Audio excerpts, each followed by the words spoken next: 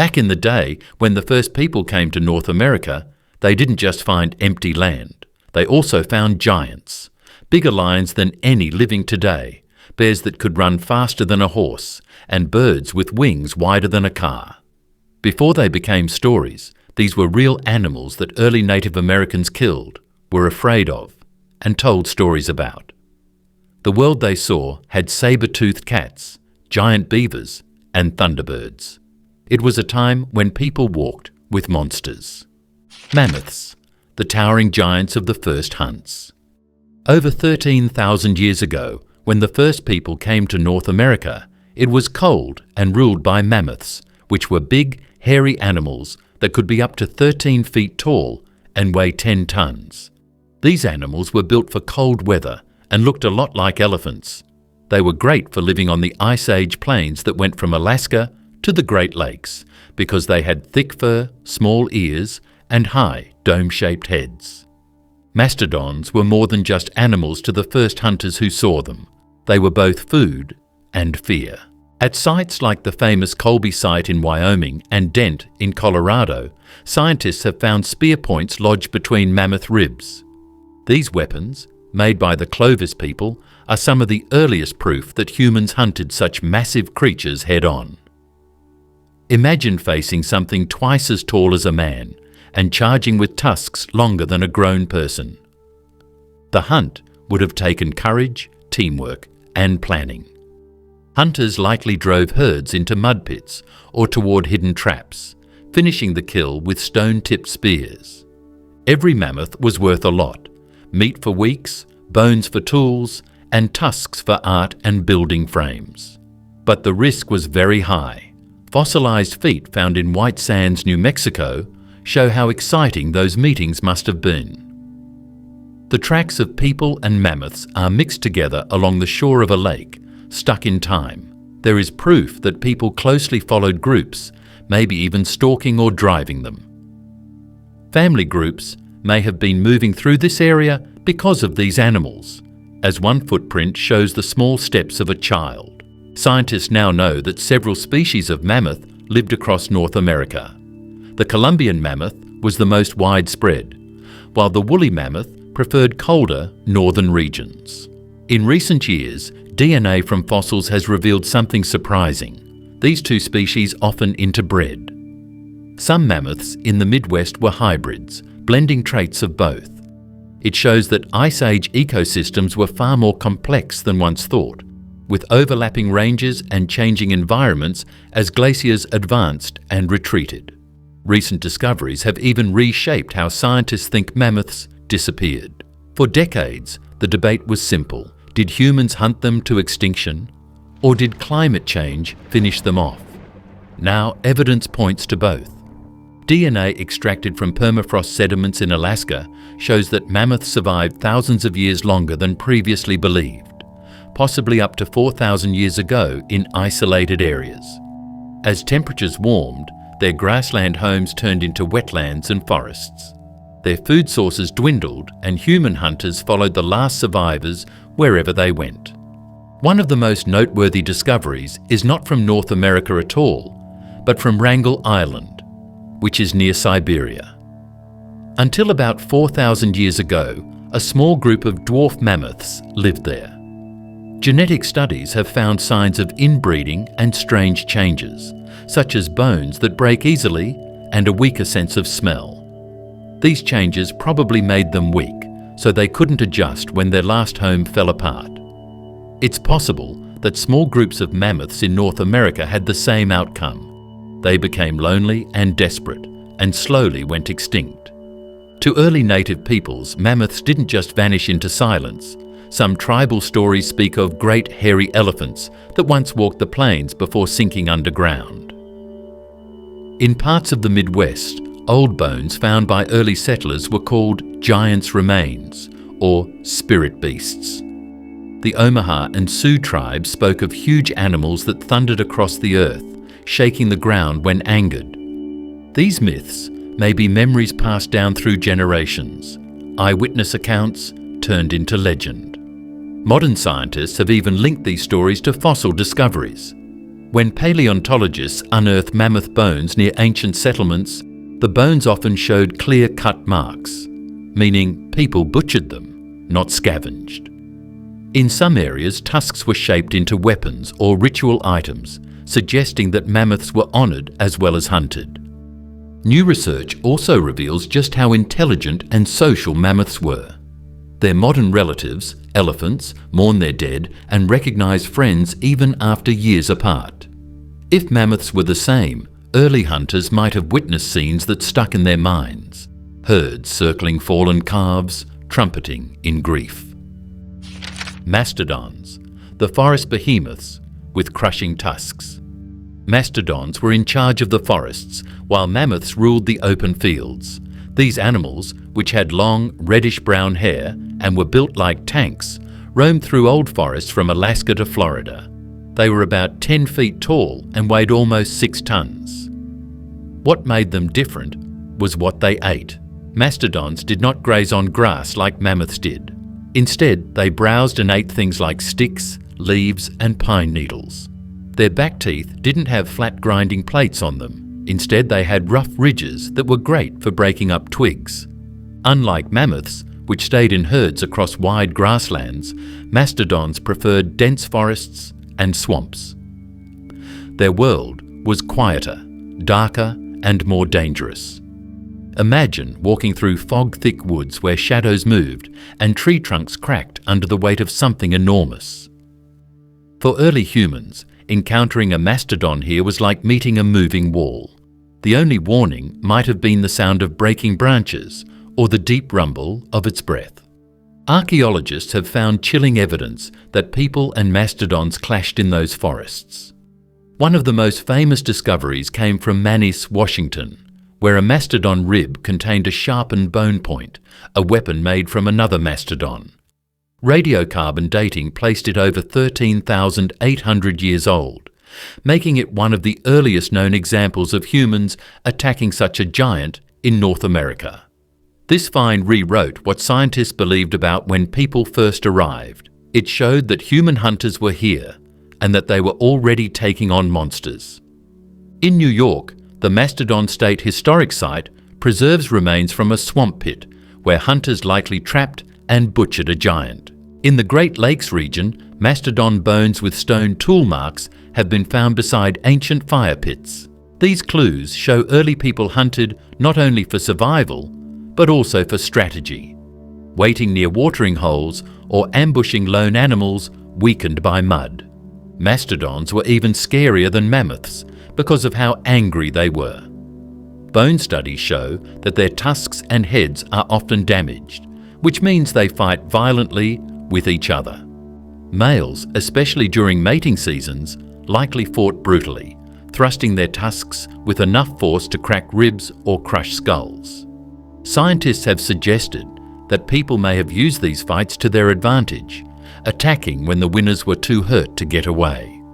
In recent years, researchers have found that mastodons were not as simple as once thought. Using DNA from preserved tusks, scientists can now read the growth rings inside, just like trees. These rings reveal migration patterns, stress, and even climate changes during their lifetimes. A 2021 study on an Indiana mastodon showed that one male travelled hundreds of miles each year, returning to the same areas during mating season. Proof that they had memory and routine. Such discoveries bring these animals closer to life, turning fossils into stories of movement, instinct, and survival. Mastodon fossils also help track how ancient ecosystems changed. Pollen and plant fragments found in their stomachs show they fed on spruce, cedar, and other cold climate trees. As Ice Age forests shrank and warmer wetlands spread, their food sources vanished. Combined with overhunting, it spelled disaster. By around 10,000 years ago, mastodons were gone from the mainland, but their memory lingered in native oral traditions. The Cree and Iroquois tribes spoke of giant moose, or great animals with teeth on their faces. Some stories describe massive beasts that could uproot trees with their tusks or destroy villages in anger. legends that sound strikingly close to mastodon behavior. Early settlers who unearthed their bones often thought they'd found remains of mythic creatures described by local tribes. In truth, both sides were right. The myths were memories. Recent studies have even detected traces of pathogens and environmental DNA on mastodon fossils. These microscopic clues suggest that warming climates brought new diseases to which these animals had no defense. Their slow reproduction rate, one calf every few years, made recovery impossible once populations began to fall. American lions, the largest cats that ever lived here. Long before African lions took over the plains, the American lion, whose scientific name is Panthera atrox, ruled the grasslands and forests of North America. This cat was about 25% bigger than an African lion today. It stood 4 feet tall at the shoulder and up to 11 feet long from nose to tail. It was about 800 pounds, had longer legs made for running, and jaws that were big enough to break bones. This cat kept people awake at night when the first people crossed the land bridge into North America. The American lion roamed everywhere from Alaska to Mexico, stalking bison, camels, and horses across the plains. Fossil evidence from Rancho La Brea tar pits in California shows that it often fed on the same prey as dire wolves and saber-toothed cats. Scientists have found hundreds of lion bones there, mixed among mammoth ribs and human tools, a chilling reminder that these predators were part of the same world as early people. For decades, experts debated whether Panthera atrox was truly a lion or a relative of the jaguar. DNA testing settled the question. It was indeed a lion, one that split from the Eurasian cave lion about 340,000 years ago. That makes it closer to the lions that once prowled Europe than to any cat alive today. The American lion likely kept the same hunting style: stealth, patience, and teamwork, though some scientists believe it hunted alone, using speed and ambush rather than pride cooperation. Think about being one of the first people to set up camp next to a river. The fire would be flashing and the shadows would be long. From past the trees, sparkling eyes looked down. In Cedar Canyon, Wyoming, tracks of people and a big cat were found next to each other. These prints tell a story. This agreement points to a dangerous way of living together. Not only were people fighting for the same prey, but sometimes they were the game. A skull found in Alaska's permafrost proved to be one of the more intriguing hints about the life of this dangerous animal. One side of its teeth was worn down, which meant it lived a long time after breaking its jaw. That means it probably got by eating or getting help from other animals that were the same kind. This unusual sign of social behavior has made some experts think that the American lion might not have lived alone the whole time. Caves across North America tell even more stories. At the Natural Trap Cave in Wyoming, hundreds of Ice Age animals fell to their deaths, preserved by cold air.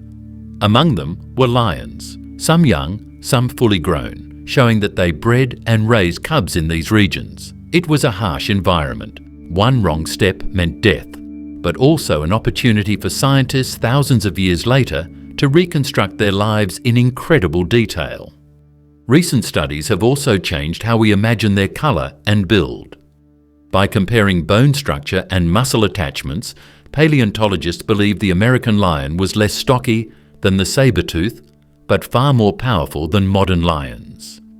Its longer limbs allowed it to chase prey in open country, and its smooth coat, reconstructed from ancient DNA, may have been pale tan or light grey, blending with dry grass or snow.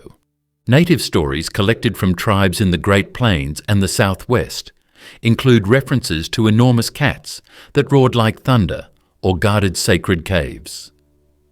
The Pueblo and Zuni legends mention mountain lions of the Old World, creatures that carried the spirit of war and strength. These could easily trace back to oral memories of the last Panthera atrox populations, which survived until about 11,000 years ago.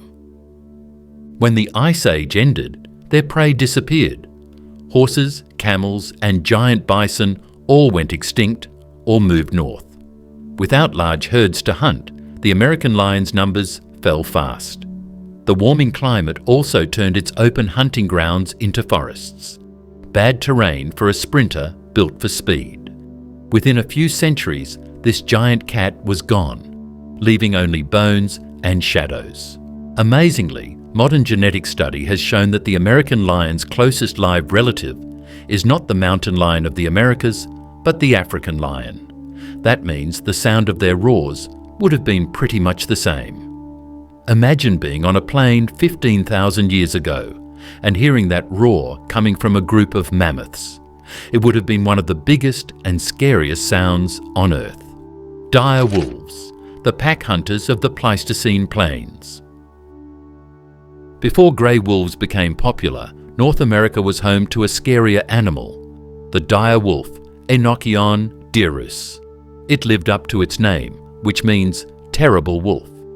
They could weigh over 150 pounds and have jaws strong enough to break bones. They were bigger and stronger than any wolf living today. They weren't made to chase deer like wolves do today. Instead, they were made to kill big animals like bison, horses, and even young mammoths. For a long time, scientists thought dire wolves were simply oversized versions of grey wolves. But new genetic research in 2021 turned that idea upside down. DNA recovered from fossils found in Idaho, Tennessee, and Wyoming showed that dire wolves weren't close relatives of grey wolves at all. They were part of an entirely separate branch that split off about 5.7 million years ago, more distant from wolves than wolves are from coyotes. In fact, dire wolves were the last survivors of an ancient American lineage that evolved separately from Eurasian canines. They weren't just bigger, they were something else altogether. The best window into their lives comes from the La Brea tar pits in Los Angeles, where over 4,000 dire wolves have been found, more than any other predator. The tar acted as a deadly trap. Herbivores like mammoths and camels got stuck, and dire wolves came running for an easy meal, only to meet the same fate. Fossil skulls from La Brea show cracked teeth and worn fangs, signs that these wolves gnawed deep into carcasses, competing fiercely for every scrap of meat. From the injuries found on their bones, we know dire wolves fought together, and against each other. Their pack behaviour wasn't just about hunting, it was survival. Deep bite marks on ribs suggest violent confrontations within packs, possibly over leadership or food. Yet their healing bones also show care, individuals surviving long after serious wounds, meaning the pack shared kills and looked after their own. That level of cooperation was rare among Ice Age predators. For early humans, dire wolves were both rivals and threats. Fossils found near Paleo-Indian kill sites indicate that dire wolves scavenged from human hunts or even followed them, drawn by blood and fire.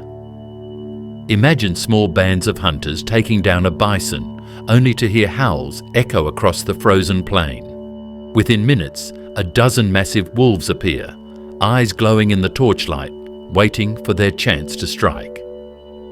In that world, the line between hunter and hunted blurred fast.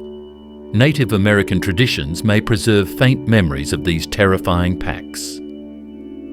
The Shoshone and Cheyenne spoke of shadow wolves, great canines that haunted the plains and appeared when danger was near.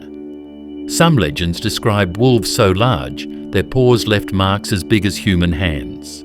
These might be distant echoes of the dire wolf, whose huge tracks would have been unlike any other.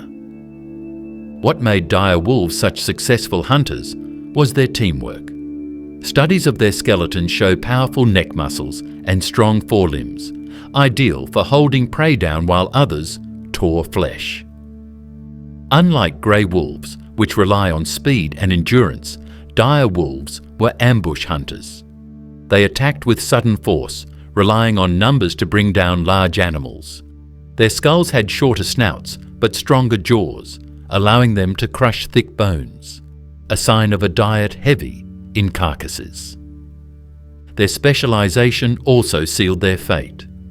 When the Ice Age ended and big animals disappeared, dire wolves couldn't adapt.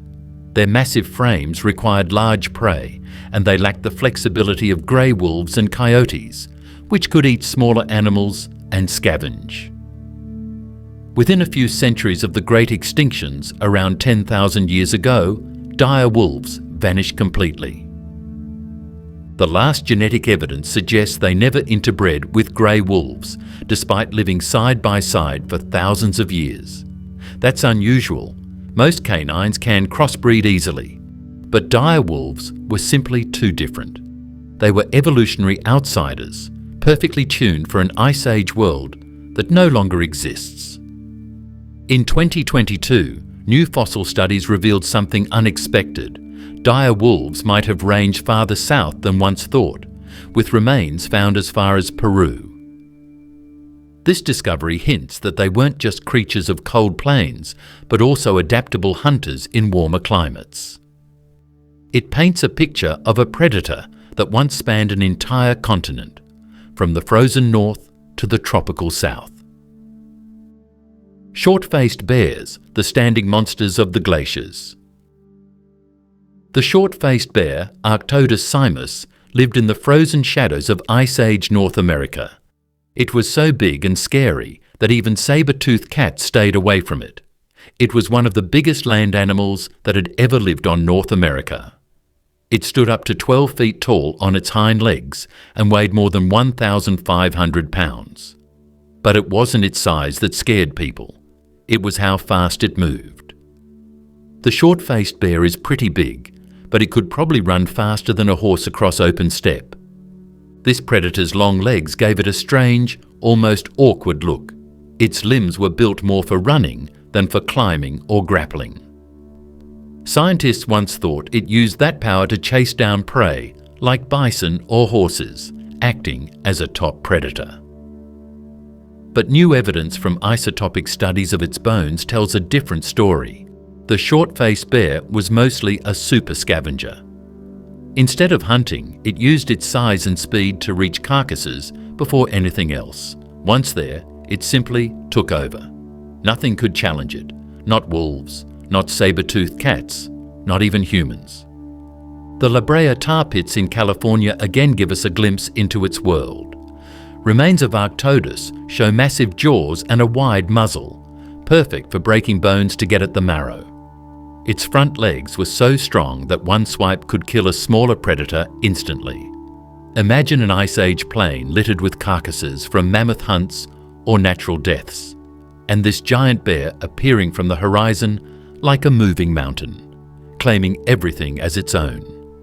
Fossils found in Alaska, Montana, and the Yukon show that the short-faced bear lived across the cold, open grasslands that spread beneath the glaciers. It wasn't built for thick forests like modern grizzlies, but for long-distance travel.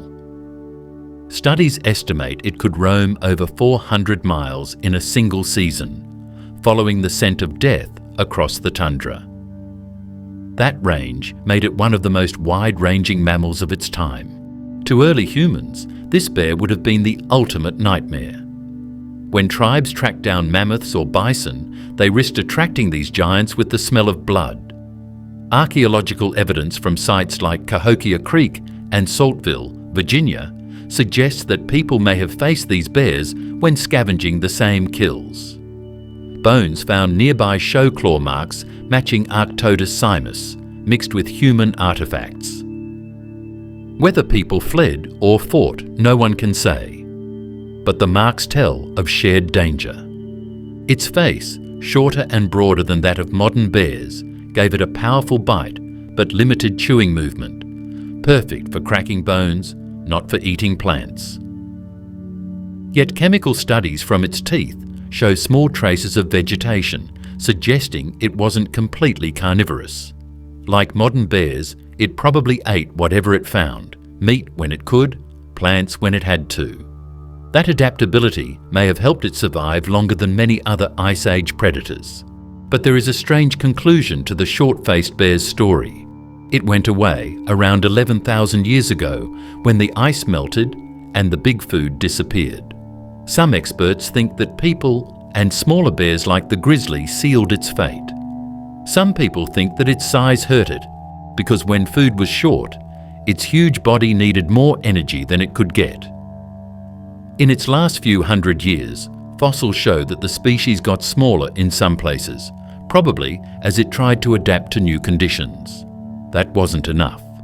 In Native American oral traditions, tales of great standing bears, or spirit bears, might recall memories of Arctodus.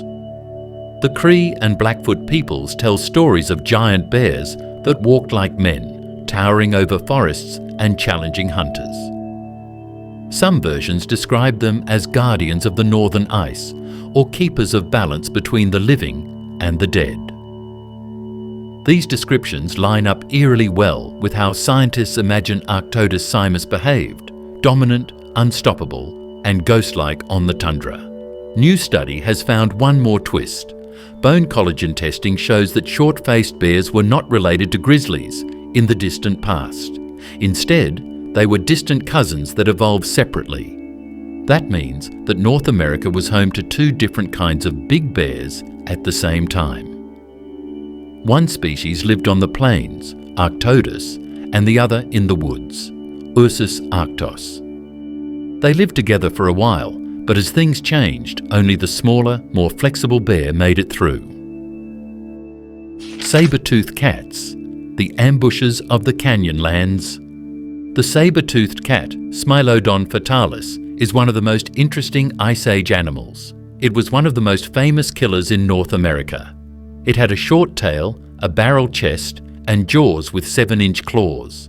It was sometimes called a saber-toothed tiger, but it was not at all connected to current tigers.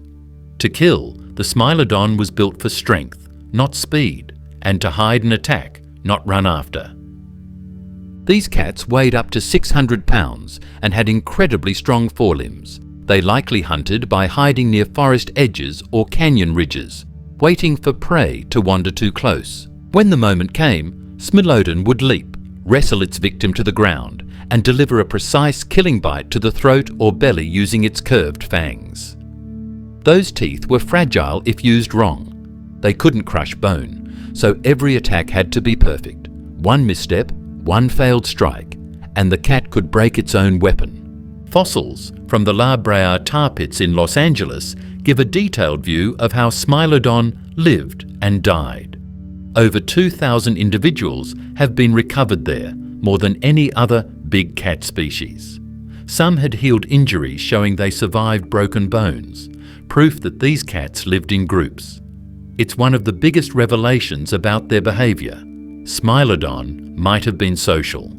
They may have hunted or cared for each other, unlike solitary cats today. Isotope analysis of their bones shows they ate large herbivores, bison, camels, and even young mammoths. They shared territory with dire wolves and short-faced bears, competing for the same carcasses. One study found claw marks and bite patterns on bones that match Smilodon's killing style exactly, confirming that these ambush attacks were deadly accurate. When prey got stuck in tar pits, the cats likely pounced, only to get trapped themselves. A deadly cycle that preserved their fossils for scientists thousands of years later. In places far from La Brea, other fossils tell different sides of the story. In Texas and Florida, bones found in river valleys suggest they favoured warmer climates and open grasslands as well as canyons. Smilodon wasn't confined to one environment. It adapted to whatever gave it cover and prey. Not only were Smilodon's teeth frightening, but so was the silence before it struck. The way its body is built suggests that it probably couldn't run quickly for long periods of time, but it could move almost silently for short periods of time. Surprisingly, its bite wasn't as strong as a lion's. Instead, it used its strong neck muscles and forelimbs to hold people down. Because of this, it was better at close fighting and less of a biter. Memory is where some of the most remarkable discoveries are made, not science. The American Southwest has petroglyphs that are cut into rock walls. Some of them show big cats with long, curved teeth. This picture looks a lot more like the shape of a smilodon than a current cat does. Could native people from long ago have seen them alive? Perhaps. Radiocarbon ages show that Smilodon lived until about 10,000 years ago, which is around the same time that people began to move across North America. It's possible that the first stories about fang spirits, or mountain demons, were based on a few isolated groups that lived for a long time. Smilodon fossils also show traces of disease and environmental stress in their final years. As the Ice Age ended, their prey disappeared and competition with humans increased. Once large herds of bison and camels were gone, these massive cats had nothing left to ambush. Their heavy build made them poor scavengers, and starvation set in fast. The last of them likely died in hidden valleys, leaving only bones to tell their tale. Modern reconstructions have brought Smilodon back to life in new ways. Using 3D modelling, scientists have simulated how its jaw worked and confirmed the downward stabbing motion of its bite, like a dagger strike, not a crushing clamp. Muscular reconstruction suggests it could pull down prey 3 times its size, relying on sudden bursts of strength rather than long chases. Giant ground sloths, the clawed titans of the swamps.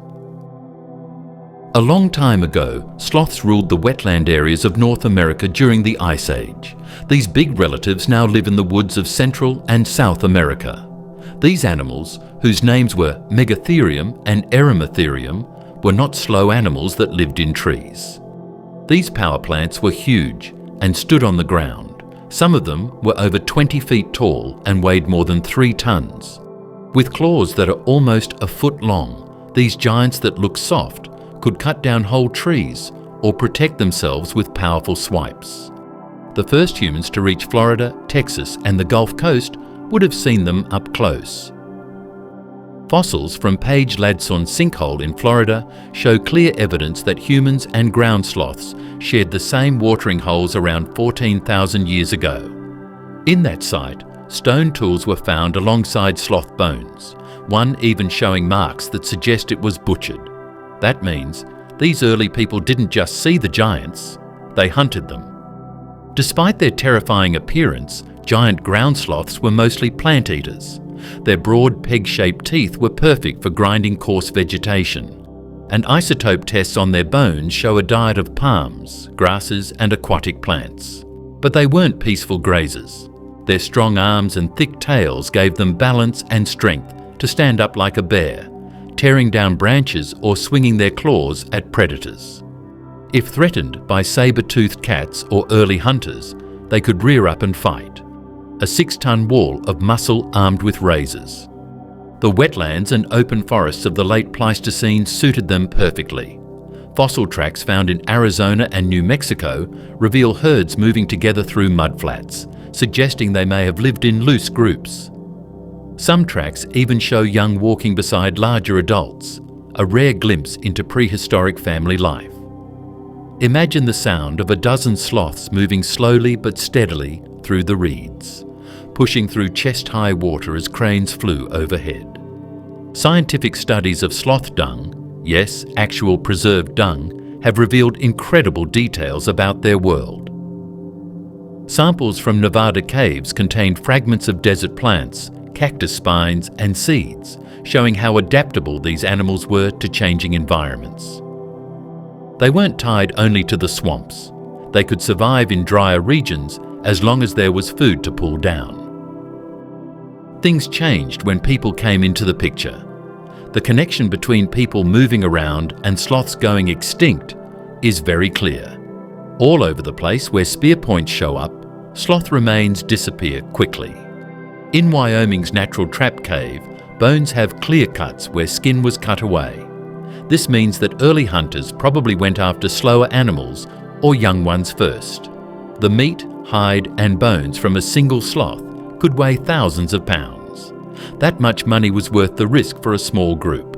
Native American oral traditions may carry distant memories of these giants. Tribes from the Great Plains and Florida told stories of enormous slow-moving bear spirits that walked upright and lived in swamps. Some legends describe creatures with long claws that shook the earth when angry, perhaps the last echoes of Eremitherium or Megalonyx.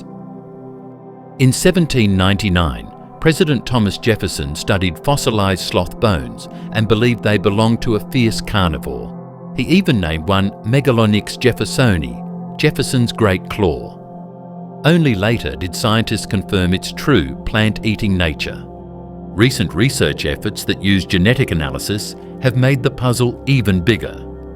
DNA taken from remains found in caves shows that there were more than one type of giant sloth living in the Americas at the same time. Some were very similar to three-toed sloths that live today, while others were more like dead species from South America.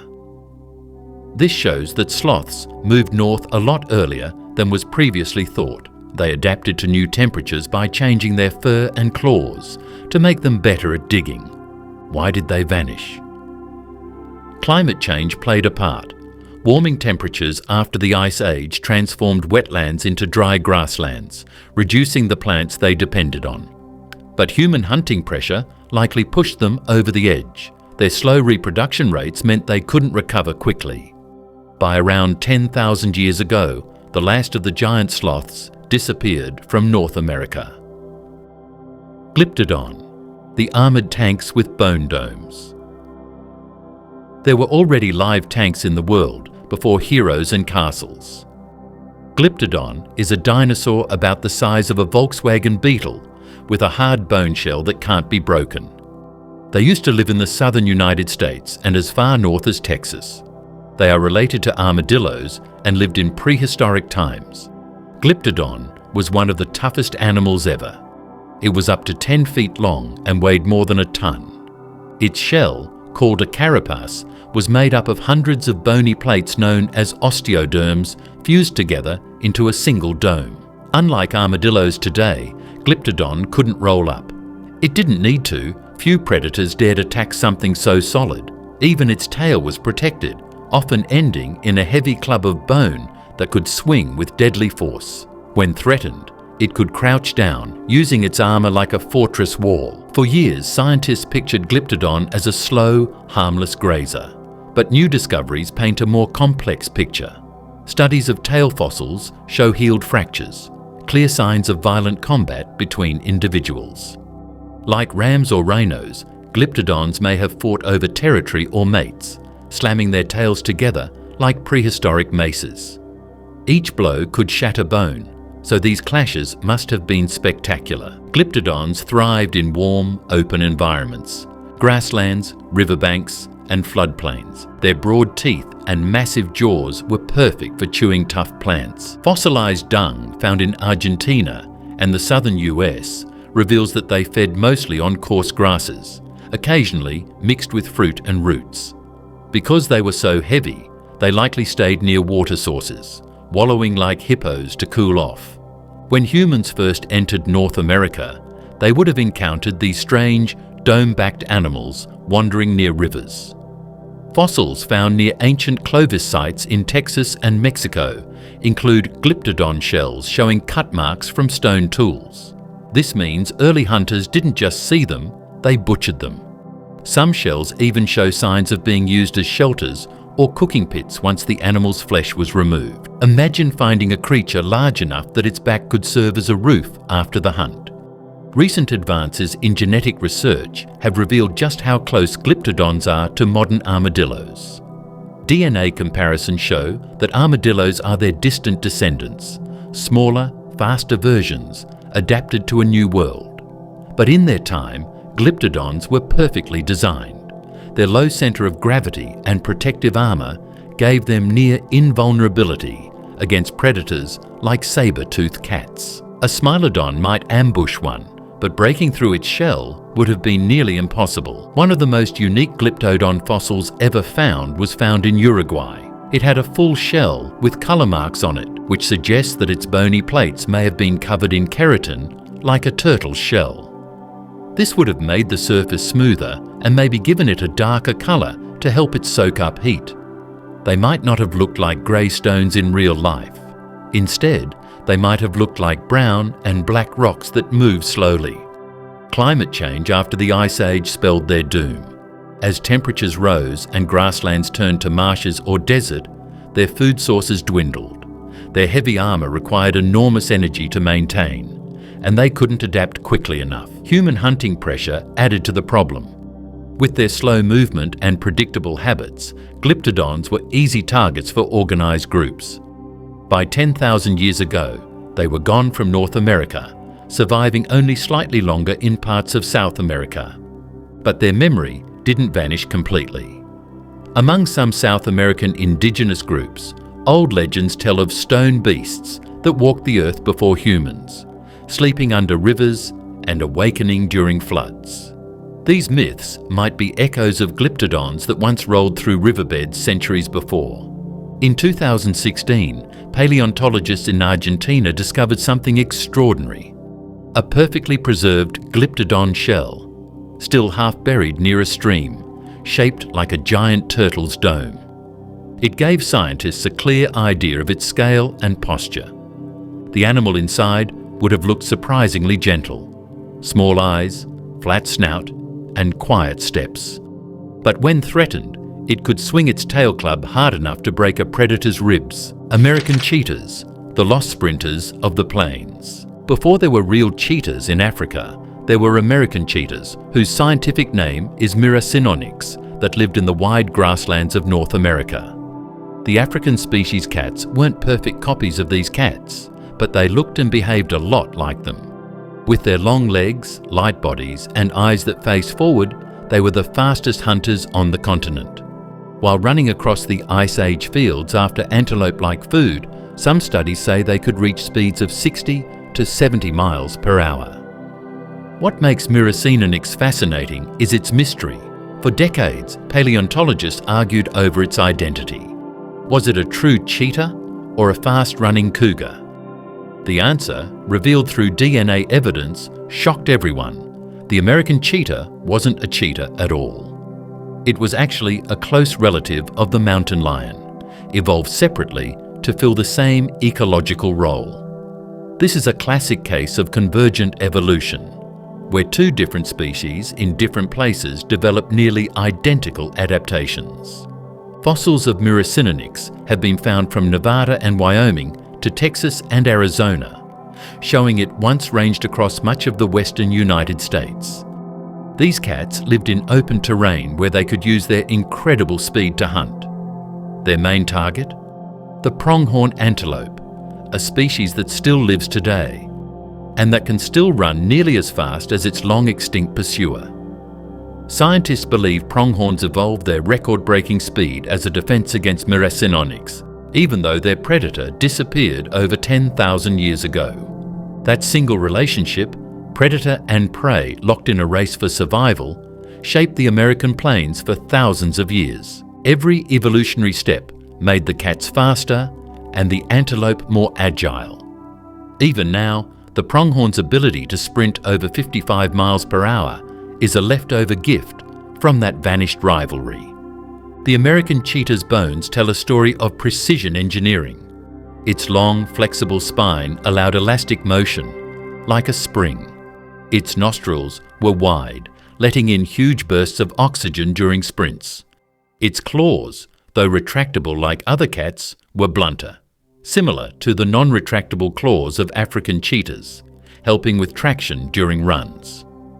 Yet unlike modern cheetahs, it was better suited to cooler climates, with thicker fur and a more muscular build for bursts of speed over rough ground. Cave sites in Grand Canyon National Park and Natural Trap Cave in Wyoming have yielded partial skeletons, giving scientists insight into their hunting range. Some fossils were found alongside bison and camel bones, suggesting that Myracynonyx also scavenged or switched prey when needed.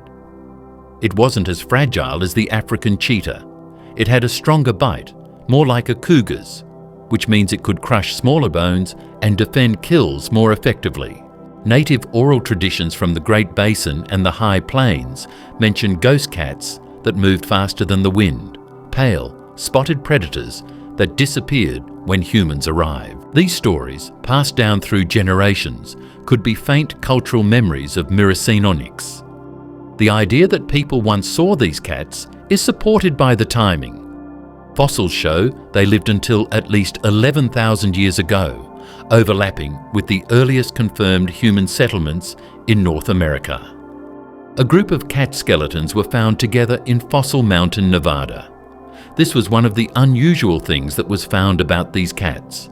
It made me think that they might have been social because they hunted in pairs or small groups. This would make them very different from cougars that hunt alone, and more like cheetahs today, which hunt in groups. It's possible that young brothers stayed together for a while and planned hunts across the fields. Their extinction, like so many Ice Age species, came quickly, when the great herds of camels and horses disappeared, and as climates warmed, the open prairies began to shrink. The American cheetah's world vanished beneath forests and deserts. Smaller, adaptable predators, like coyotes and mountain lions, took their place. Camelops, the American camels of the desert west. In North America, camels developed long before they ever went through the deserts of Asia or Africa. Camelops hestinus, the real American camel, was one of the last and biggest of these local species. It was over 7 feet tall at the shoulder and weighed almost a ton. Its long legs, thick feet and humps on the back made it look a lot like a camel today. Camelops, on the other hand, weren't made for hot sand. It was made for Ice Age fields, cold deserts and wide slopes with sage and dry plants. Fossils of camelops have been found across the western United States, from California's Mojave Desert to Alaska's Yukon River Basin. They thrived in regions that would later become some of the driest places on Earth. But during the Ice Age, those landscapes were greener, full of steppe grass and freshwater lakes. Camelops travelled in herds, browsing on shrubs and leaves, perfectly adapted to the cold and dry environments of the time. Archaeologists have found evidence that humans and these camels met face to face. At the Wally's Beach site in Alberta, Canada, researchers uncovered camelops' footprints alongside human ones, dating back more than 13,000 years. The prints show people stalking or possibly driving the camels toward traps or marshy ground, proof that early hunters were already skilled enough to take down such large prey. In some areas, butchered bones show clear stone tool cut marks, revealing that people ate their meat and likely used their hides for clothing or shelter. What made camelops unique was its resilience. Unlike mammoths or saber-toothed cats, it didn't need ice or forest to survive. It thrived in dry conditions. Its wide, padded feet allowed it to cross sand and gravel effortlessly, and its long neck helped it reach high shrubs and branches. Studies of their teeth show a diet mix between grass and woody plants, meaning they could adapt to seasonal changes better than most Ice Age herbivores. Modern DNA analysis has confirmed that camelops is the direct ancestor of both the dromedary, one-humped, and Bactrian, two-humped camels that later spread through Eurasia. Around 3 million years ago, early camel species crossed the Bering Land Bridge from Alaska into Asia. There, they evolved into the camels we know today. Meanwhile, their North American relatives stayed behind until climate shifts and human hunting wiped them out about 10,000 years ago. Fossil discoveries in Nevada, Arizona, and Idaho show that camelops survived until the very end of the Pleistocene, living alongside mammoths, dire wolves, and giant sloths. Some bones were found at Clovis sites beside spear points, suggesting people targeted them during migrations across the west. For humans entering new territory, these camels would have been valuable, large, slow-moving, and predictable in their herding behavior. Many Native American legends about long-necked desert beasts, or sandwalkers, may be faint memories of these Ice Age camels. The Hopi and Paiute peoples tell stories of great animals that could travel for days without drinking, leaving long trails in the sand. These descriptions match camelops far more than bison or deer. Oral history might have preserved echoes of their existence long after they disappeared. Isotope data from recent studies have helped scientists figure out how camelops behave during different times of the year. In the summer, Herds moved north to areas that were cooler, and in the winter, they moved south to basins that were dry. This pattern of movement helped them get away from harsh climates, but it also put them in touch with human hunts who were spreading across the continent. One of the most stunning finds was a fossilized camelops skull found in Natural Trap Cave, Wyoming. The back of the skull had a big hole in it, which was most likely made by a human blade, a small but strong sign of how close the dates of the two species were to crossing over. When the Ice Age ended, Camelops's world collapsed. Shrinking grasslands, increasing drought, and the loss of lakes left them without enough food. At the same time, human populations were growing, spreading into every major habitat. The combination proved fatal. By around 10,000 years ago, North America's last native camels were gone, the final members of a lineage that had begun on this very continent over 40 million years earlier. Giant bison, Bison latifrons, the horned juggernaut. A much bigger and dangerous relative existed before the modern plains bison roared across the American West. It was called the giant bison, or Bison latifrons in scientific terms. This huge animal, which was over 12 feet long and almost 8 feet tall at the shoulder, could weigh close to 2 tons. But its horns really made it stand out. Each one was up to 7 feet long, which is longer than a man is tall. Animals that grazed and animals that hunted them both knew this wasn't just another animal. It was a battleship that moved and had natural lances for weapons. Fossils of Bison latifrons have been discovered across North America, from California's San Joaquin Valley to the Great Lakes region.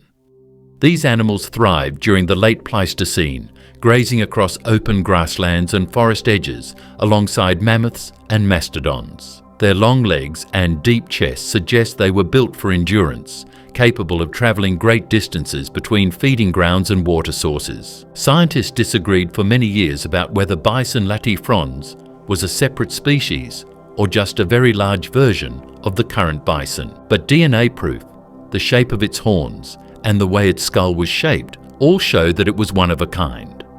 It was a real Ice Age specialist that had smaller offspring, such as Bison antiquus, which developed into the bison that still roams North America today. At a glance, the giant bison's horns might seem like awkward ornaments, but they were vital tools. They helped males battle for dominance and defend against predators like dire wolves and saber-toothed cats. Deep scars and fractures on fossil skulls show how violent those clashes could be. Two bulls locking horns could generate enormous force, enough to break ribs or dislocate shoulders. The winners earned the right to lead and mate, a dangerous privilege in a world filled with hungry eyes. Early humans entering North America about 14,000 years ago would have encountered these enormous herds. Archaeological finds near Lovewell Reservoir in Kansas and Cooper Site in Oklahoma contain bones of Bison antiquus, a smaller descendant with spear points embedded in them.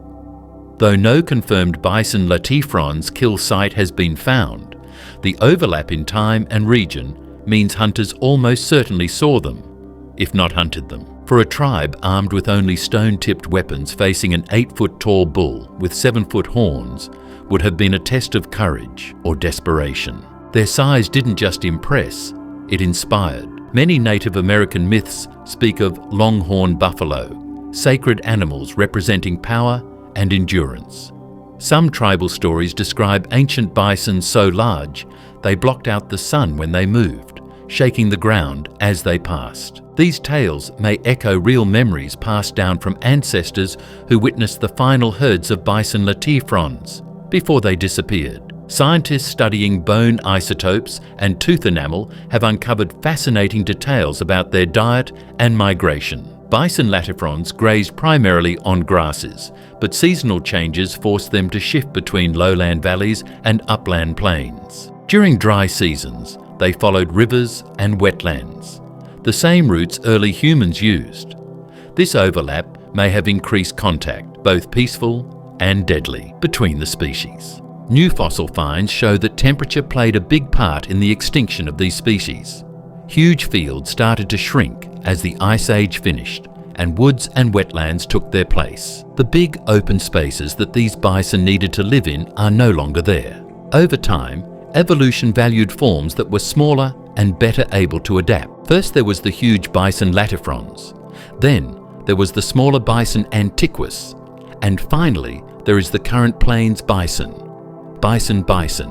which is only a third of its size, but does much better in warmer Holocene environments.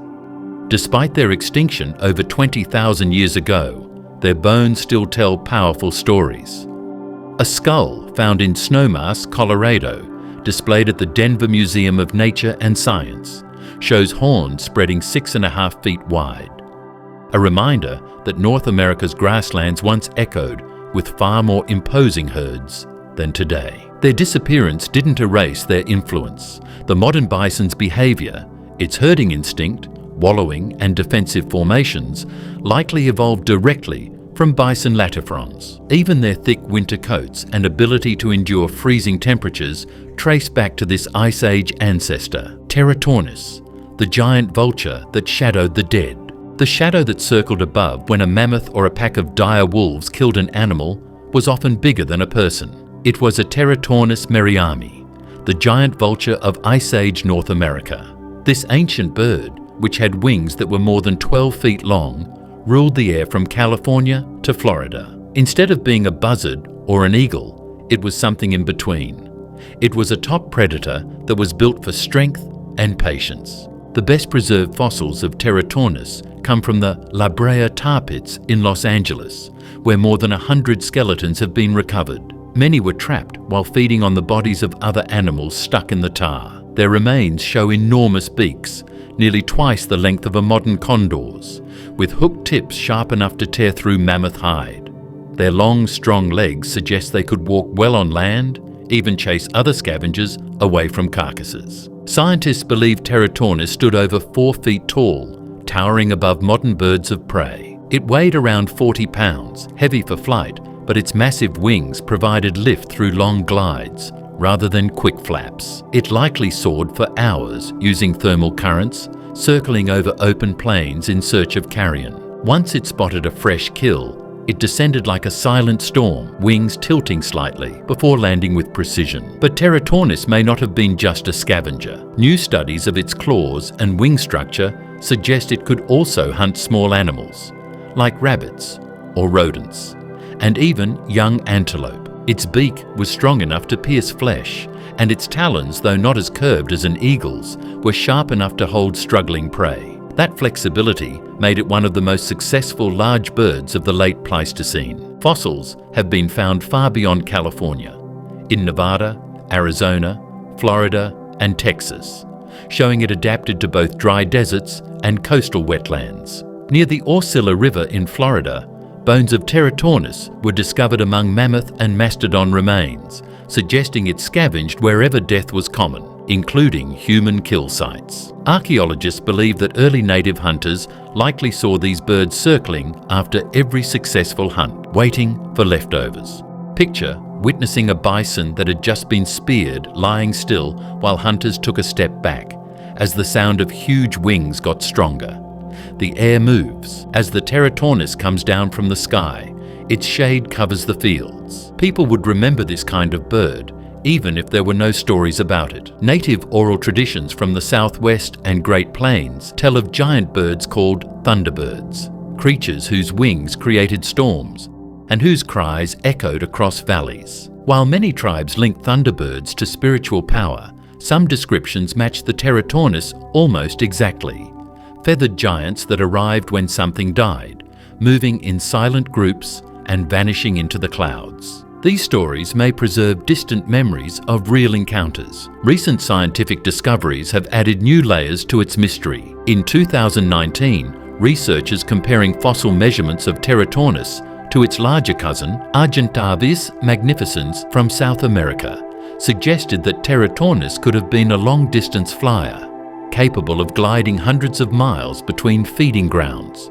This would explain how it spread across such a vast area. Some scientists even propose that smaller populations survived longer than expected, possibly into early human history. One notable fossil from Nevada's Tule Springs site had calcium traces that match burned bone.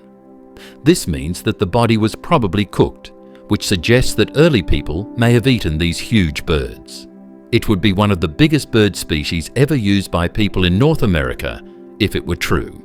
Once the Ice Age was over, the great scavenger's rule was over. It didn't have enough food after mammoths, ground sloths, and buffalo died out. It lost the open areas it needed to fly over because of changes in the climate. Around 10,000 years ago, Pterotornis merriami was no longer alive. Only smaller condors and vultures are now related to it. Titanoboa's distant cousins, the giant North American snakes. Titanoboa, the 40-foot monster from jungle Colombia, is often what people think of when they hear the phrase prehistoric giant snake. But not many people know that North America used to have its own scary snakes. They weren't as big as Titanoboa, but they were still big enough to crush a man. These were Pleistocene constrictors, which are related to boas and anacondas, and lived through the Ice Age. They may have been the source of early Native American snake stories. Fossil evidence from the southern United States, especially Florida, Texas, and South Carolina, reveals that enormous snakes lived alongside mammoths, ground sloths, and early humans.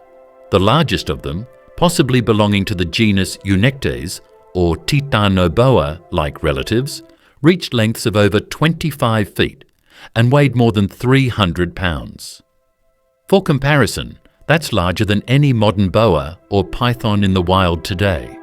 These snakes preferred warm wetlands and river valleys where they could ambush prey such as young tapirs, deer-like animals, and even giant beavers. The fossil record includes vertebrae so large that paleontologists at first thought they belonged to crocodiles, but closer study revealed distinct snake features, long, narrow bones, and smooth articulation points made for rapid coiling. The biggest specimens come from sites like Hiley Quarry in Florida, which preserves layers of fossils from the final Ice Age. These discoveries are compelling because they show that giant snakes lived in North America for a lot longer than science thought. Not long ago, people thought that huge constrictors stopped living after the Miocene era, which was millions of years before humans lived.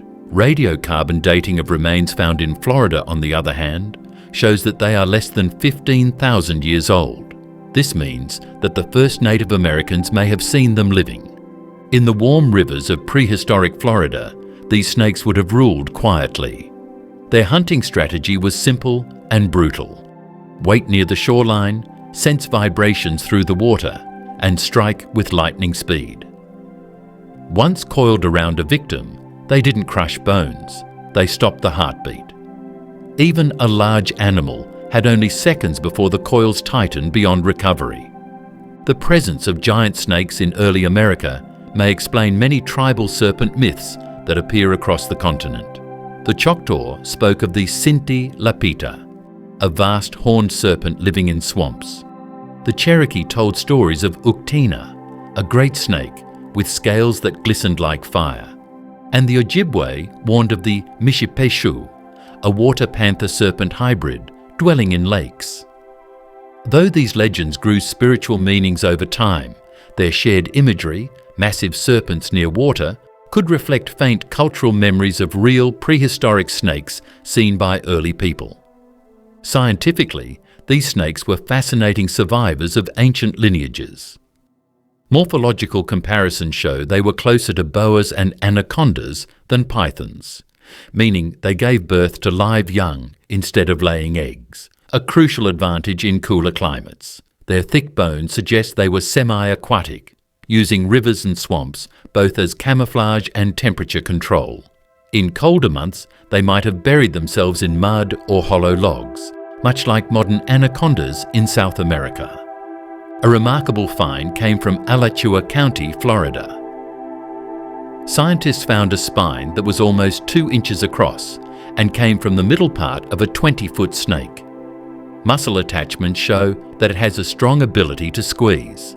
Alligators, turtles, and big animals lived with these giants.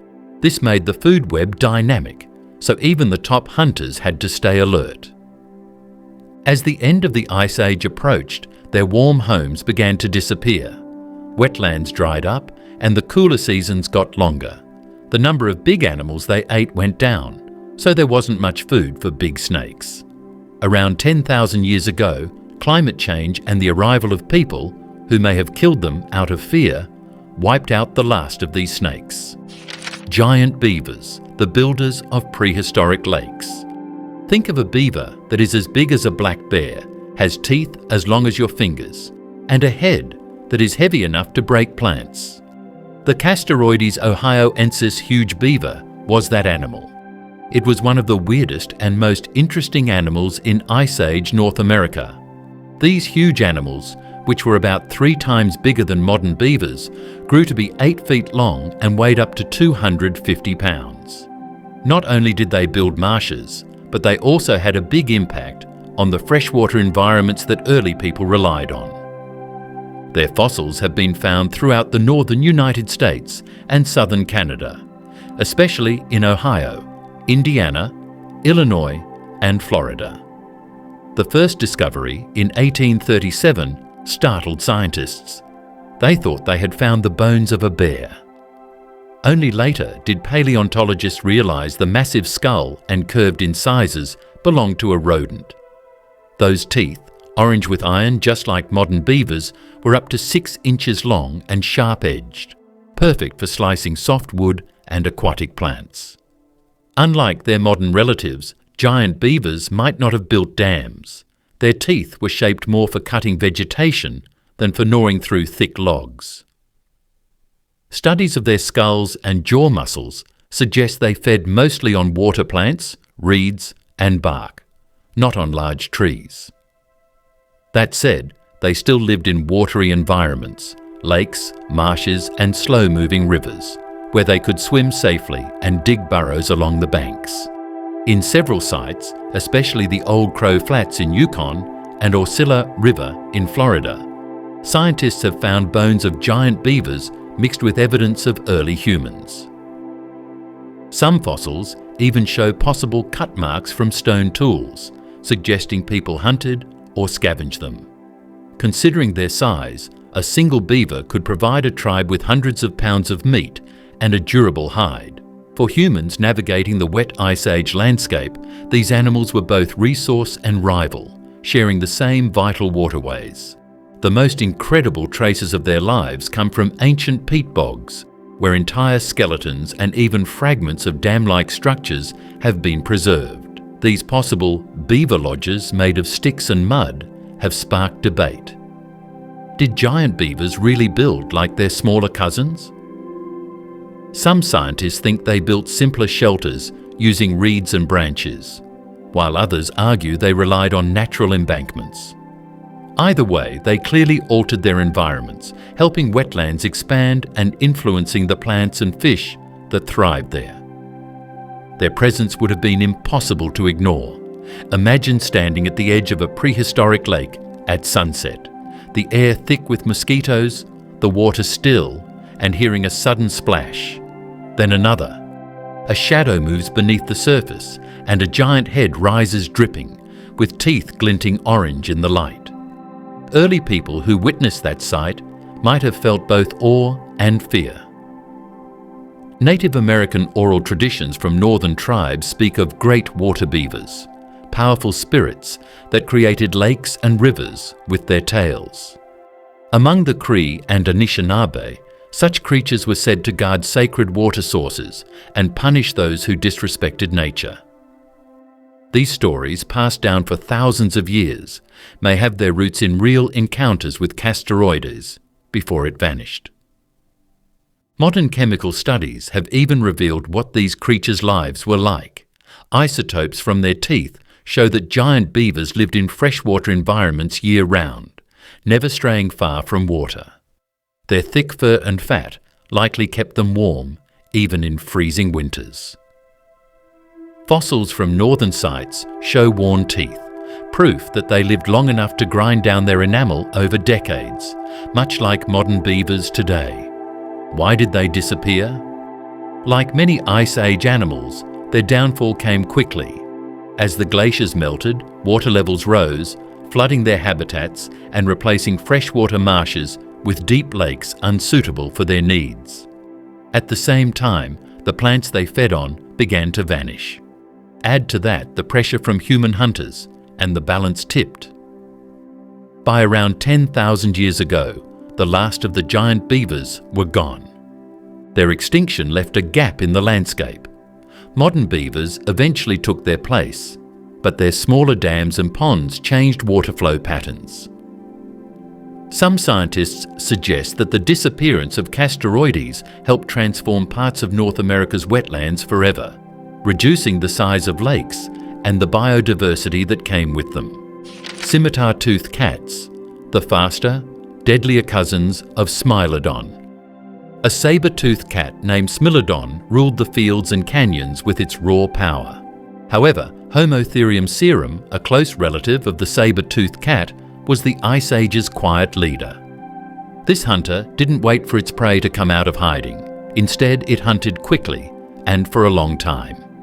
If Smilodon was a heavyweight boxer, Homotherium was a swordsman. It was elegant, cruel, and highly accurate. These cats lived across North America, Europe, and Africa, thriving for millions of years before vanishing about 10,000 years ago. Fossils discovered in Friesenhahn Cave in Texas, Natural Trap Cave in Wyoming, and Seward Peninsula in Alaska reveal a hunter perfectly tuned to its environment. Adults stood about 4 feet tall at the shoulder and weighed up to 400 pounds. Their front legs were powerful, built for grappling, while their long, muscular hind legs made them capable of long-distance pursuit. Unlike Smilodon's thick neck, Homotherium's body was lean, giving it the build of a marathon predator. Its teeth were the origin of its name, curved upper canines like short scimitars, about 4 inches long, sharper and narrower than Smilodon's daggers. They weren't designed for deep stabbing, but for slashing through flesh in rapid, repeated strikes. Their lower jaws curved downward, allowing space for those deadly blades, and their skulls featured huge eye sockets angled for wide peripheral vision. Perfect for tracking moving prey under daylight. Scientists believe Homotherium was diurnal, hunting during the day, unlike most big cats today. Fossils found in Texas show Homotherium specialized in hunting juvenile mammoths. The Friesenhahn cave site contained remains of dozens of young mammoths, suggesting these cats may have targeted herds, picking off calves during migrations. The bones inside the cave were deliberately carried there, proof that Homotherium cached kills like leopards do today. The site also contained remains of at least 30 cats, implying they lived and hunted in social groups, another rarity among Ice Age predators. Modern technology has helped reconstruct how these cats operated. In 2020, a DNA study from Yukon fossils revealed that Homotherium's genome contained genes linked to strong endurance, sharp vision, and rapid muscle recovery, traits needed for active daytime hunting. These findings confirmed what paleontologists long suspected. Unlike ambush predators, Homotherium relied on stamina and teamwork, possibly chasing prey across open ground like wolves or lions. Its appearance was unusual too. With long front legs, sloping backs and short tails, these cats almost looked hyena-like. Artistic reconstructions, based on bone proportions and muscle attachment, show an animal that moved with a bounding gait, less elegant than a leopard, but far more stable over rough terrain. It likely hunted in cooler climates, supported by its thick coat and the discovery of its fossils as far north as Alaska. When humans entered North America, Homotherium was still there. Its fossils have been found near Clovis-era sites, meaning people might have seen them or competed with them. For early hunters, these cats represented serious danger. A coordinated pack could easily take down a horse or young mammoth before humans could react. It's not hard to imagine that such encounters inspired early fears of sword cats or fang demons, which later became figures in tribal mythology. An especially creepy find came from South Dakota. A nearly full body was found next to a mammoth tusk. The cat's spine had healed fractures, which meant it had been hurt a long time ago. This means it lived for years after being seriously hurt. That toughness suggests a social system where people may have shared food or looked out for the hurt, like lion groups do today. Despite their adaptability, Homotherium disappeared around the same time as most Ice Age megafauna. The loss of mammoths and other large prey hit them hard, and competition from humans likely made survival impossible. Their smaller, more flexible relatives, like cougars, filled the gap they left behind. North American horses, the lost herds, before reintroduction. Spaniards first brought horses back to the Americas in the 1500s, but wild herds had been roaming these lands for millions of years before that. Equus scotti and its close cousins were the first horses to live on North America. They were fast, strong, and well suited to the grasslands that were there during the Ice Age. These were the first Mustangs, which lived long before Europe became a society. People in the past saw them living, killed them, and cut pictures of them into stone. Fossils of ancient horses appear from Alaska to Mexico, showing that they roamed in vast herds similar to modern zebras and wild horses in Africa. They evolved here around 4 million years ago, diversifying into many species. Some were small, pony-sized grazers. Others, like Equus scotti, stood over 5 feet tall at the shoulder, sturdy, muscular animals with long legs for speed. Their hooves were strong, built to survive rough plains, frozen ground, and endless migration. Sites like Wally's Beach in Alberta and Lubbock Lake in Texas preserve remarkable evidence of these encounters. There, scientists found horse footprints and bones alongside human spear points. At Wally's Beach, the prints even show a chase, humans following galloping horses through shallow mud. The spacing of the hoof marks tells a vivid story. The animals were running at full speed, fleeing from the hunters behind them. For early people, horses were both prey and partners. They provided meat, hides, and bones for tools. A single horse could feed a small tribe for weeks. But as humans grew more skilled, these hunts became too effective. In the fossil record, the decline of North American horses coincides almost perfectly with the arrival of widespread human hunting about 12,000 years ago and the sudden warming of the post-Ice Age climate. Before their extinction, these horses lived in diverse habitats. In the Great Plains, they grazed on cold, dry grasses. In Nevada's fossil basin, they lived near wetlands, feeding on sedges and reeds. Studies of their teeth show seasonal growth rings, revealing migrations between northern and southern pastures. They were social, travelling in herds for protection, and they likely used coordinated behaviour to defend their young, just like wild horses do today. DNA extracted from frozen permafrost in Yukon has rewritten much of what scientists once believed. It revealed that the North American horse survived far longer than thought, until at least 5,000 years ago in isolated northern pockets. That means that when humans in other parts of the world were building pyramids, small groups of wild horses still roamed the Arctic tundra of North America. This new information adds an unsettling twist to history. Horses didn't go away totally. They just moved to the edges of the world and were forgotten over time. Following the end of the last Ice Age, their fields changed into woods and wetland areas. People with guns have taken the place of the animals that they used to avoid. As time went on, the land became more silent without their feet, yet their image lived on. Petroglyphs and cave carvings in the American Southwest and parts of Canada show long-legged animals with manes and tails unmistakably like horses. Archaeologists debate whether these carvings are symbolic or based on living memory. But the timeline makes one thing clear. Early Native Americans almost certainly saw real horses before they vanished. In oral traditions from tribes such as the Blackfoot and Lakota, stories of sky runners or thunder-hooved spirits may be echoes of those ancient herds. When Spanish explorers reintroduced horses in the 16th century, the land remembered them. Wild populations spread across the plains with astonishing speed, reclaiming their old home. By the 1700s, they had become integral to native cultures.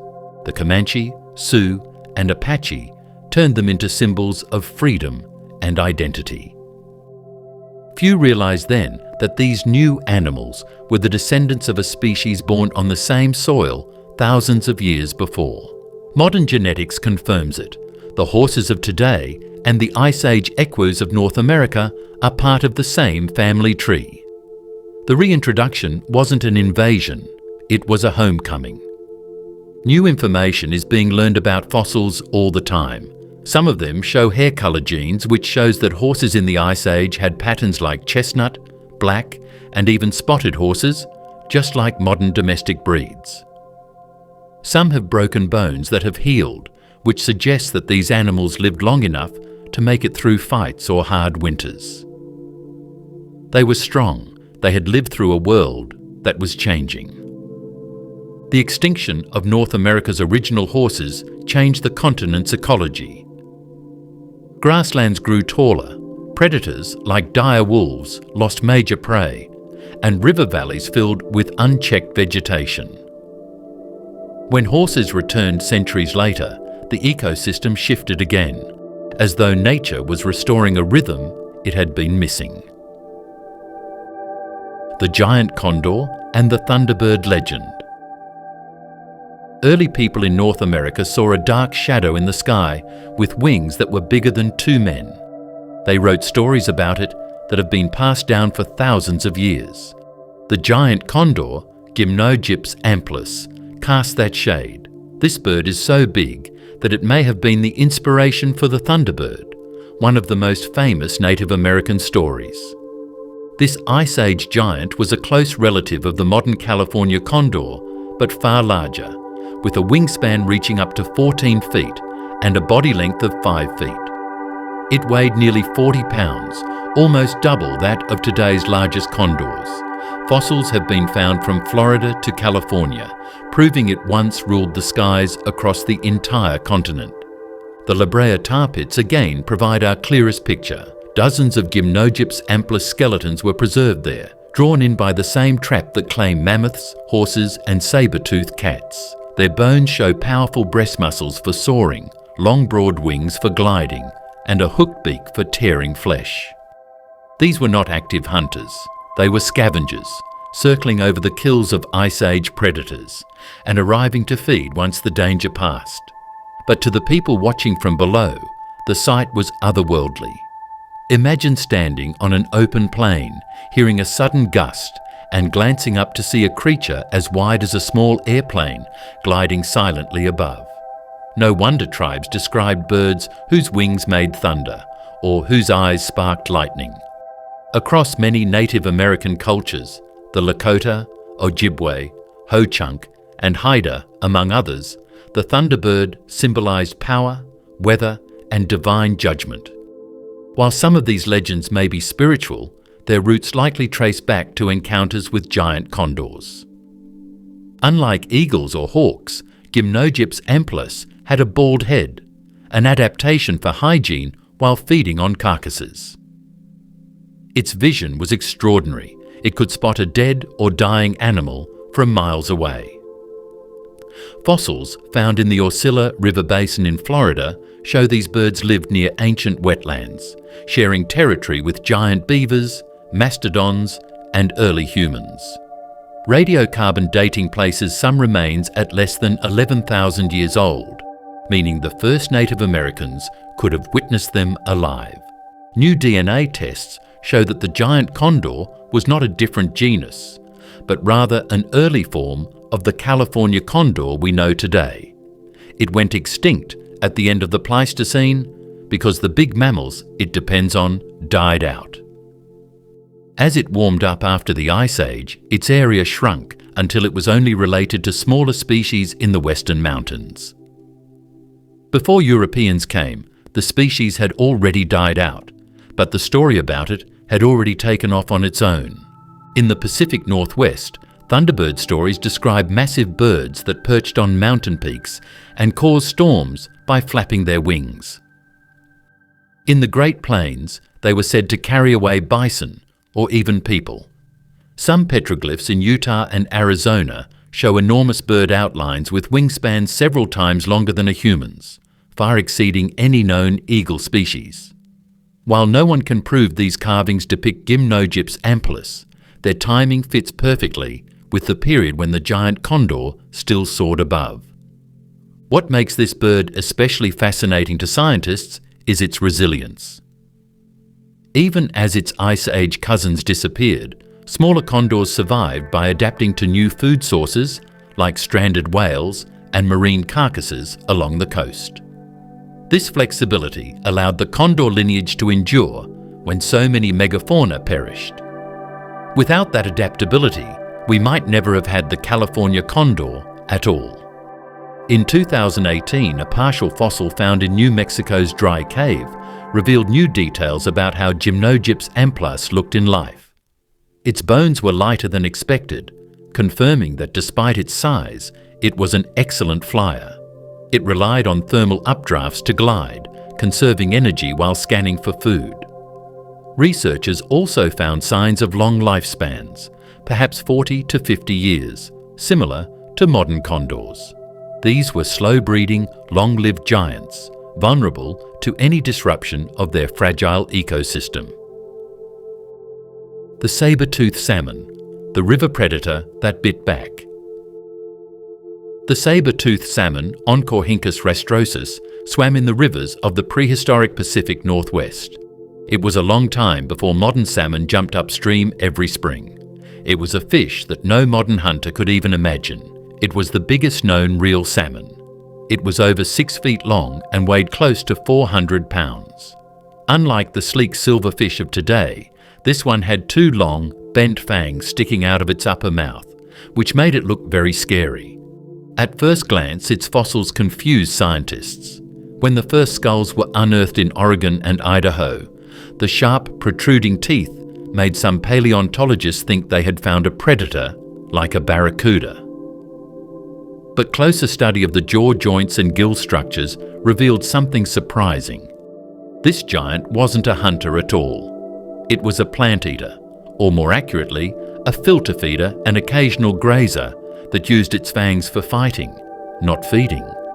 The saber-toothed salmon lived between 11 and 5 million years ago, but recent evidence shows that the last of its kind may have survived into the late Pleistocene, overlapping with early humans in North America's river valleys. Fossilized remains discovered near Madras, Oregon, and Hagaman, Idaho, include skeletons remarkably well preserved, showing strong tail fins and a torpedo-shaped body. It looked more like a cross between a modern salmon and a small tuna, built for long-distance swimming in cold, fast-moving waters. So why the fangs?